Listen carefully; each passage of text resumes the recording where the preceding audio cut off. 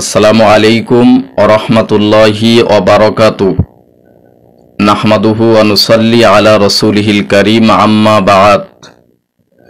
আজকের আমি আপনাদের সম্মুখে কুরবানি সম্পর্কে বেশ কয়েকটি কথা উল্লেখ করছি।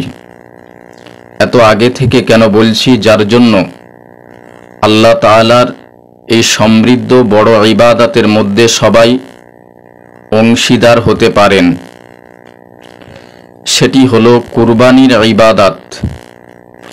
রাসূল পাক সাল্লাল্লাহু আলাইহি ওয়াসাল্লাম ইরশাদ করেছেন,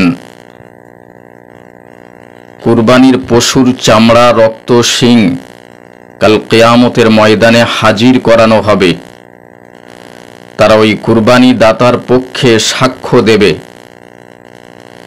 রাসূল পাক সাল্লাল্লাহু আলাইহি ওয়াসাল্লাম আরও ইরশাদ করেছেন, যে ব্যক্তি খুশি মনে আল্লাহকে সন্তুষ্ট করার জন্য কুরবানি করে, কুরবানির একটি পশুর পশমের বিনিময়ে একটি করে নেকি ওই ব্যক্তির আমলনামাতে লিপিবদ্ধ করা হয়।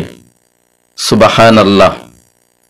এজন্য করে আমি আপনাদেরকে বলবো, এখন থেকে কুরবানির জন্য সবাই প্রস্তুত হয়ে যান। আল্লাহ পাক আমাদের সকলকে এই বড় ইবাদতের মধ্যে শামিল হওয়ার তৌফিক ইনায়েত করেন। আমরা সকলে বলি আল্লাহুম্মা আমিন। লা ইলাহা ইল্লাল্লাহ, লা ইলাহা ইল্লাল্লাহ, লা ইলাহা ইল্লাল্লাহু মুহাম্মাদুর রাসূলুল্লাহ সাল্লাল্লাহু আলাইহি ওয়াসাল্লাম।